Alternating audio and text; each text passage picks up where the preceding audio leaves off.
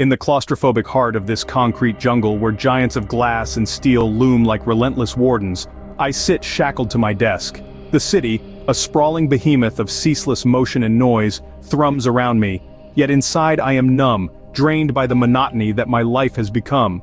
At 28 I find myself ensnared in the unyielding grip of routine, the grind of a soulless job, the hollow echo of my apartment. I am suffocated by the crushing weight of success that feels like failure. It's Thursday evening. The city's pulse beats against my windows, relentless and unchanging. My existence has become a monotonous loop, punctuated only by the silent screams of ambition and the relentless ticking of the clock. Each tick a stinging reminder of what I've lost to time, passion, love, dreams. The remnants of a failed relationship haunt me like a ghost, its specter lingering in the cold sheets of an empty bed, in the untouched cups in my cabinet. The decision to escape crashes into me with the force of revelation, a visceral, sudden need to flee this mechanical life. My old backpack, a relic from a time when I still believed in the romance of the unknown, lies forgotten under my bed. I retrieve it, and with each item I place inside, clothes, my camera, my journal, I feel a piece of the old, braver self stitched back together. The next morning, I abandon my routine. My apartment feels like a cell, the city a prison. My phone bombards me with calls and texts, the digital chirps of a caged bird, but I'm already too far gone. I leave a note for my landlord, my keys in the mailbox, chains I'm shedding one by one. The streets are crowded, the faces around me blurred and indistinguishable, each person a shadow, lost in their own maze.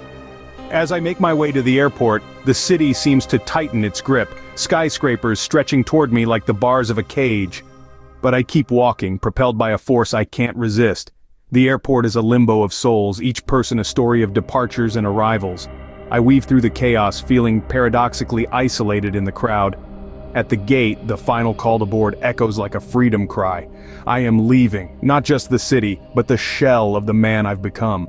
Seated on the plane, I stare out the window as it ascends, the city shrinking into a collection of lights, a fading nightmare. I press my forehead against the glass, the cold seeping in, a welcome chill against my fevered skin. I am empty, but I carry the hope that in the vastness of new lands I might refill the hollows left by broken dreams and a love lost. As the plane pierces the clouds, I realize this is not just an escape, but a pilgrimage, a journey to find what I've lost within myself. As the plane soared above the Atlantic, my heart wrestled with a complex reservoir of emotions. I was heading for Paris, a city that had always invited me to come visit, even life. There was a profound sadness in leaving. The severing of familiar ties and the finality of closing the door on a chapter of my life filled with both mundane comforts and deep-rooted pain.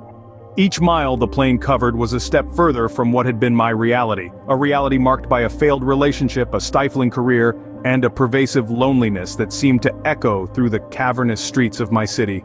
The city that had once promised so much now felt like a mausoleum of my former dreams.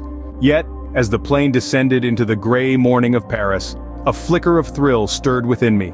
The city of light, with its legendary promise of art, love, and revolution, now lay beneath me, shrouded in mist. As I stepped off the plane, the crisp air of Paris welcomed me like a long-lost friend. The airport bustled around me, but I walked through it as if in a trance, captivated by the realization that I had actually done it. I had broken free. The cab ride into the city was a blur of sleepy villages waking under the pale light of dawn, of cafes beginning to hum with the morning rush, of bridges arching gracefully over the Seine.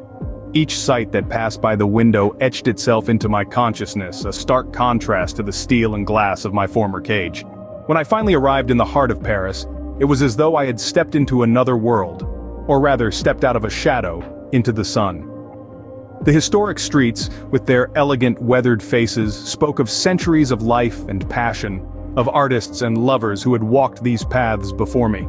The smell of fresh bread wafted from a nearby boulangerie, mingling with the scent of damp cobblestones and fresh paint. I dropped my bags at a small hotel in the Latin Quarter, a quaint place that whispered of bygone eras with its ivy-clad facade and narrow creaking stairs. As I wandered through the winding streets, the echoes of my own heartache began to fade, overshadowed by the vibrancy of the city around me. The melancholy of departure was slowly being replaced by the exhilaration of discovery.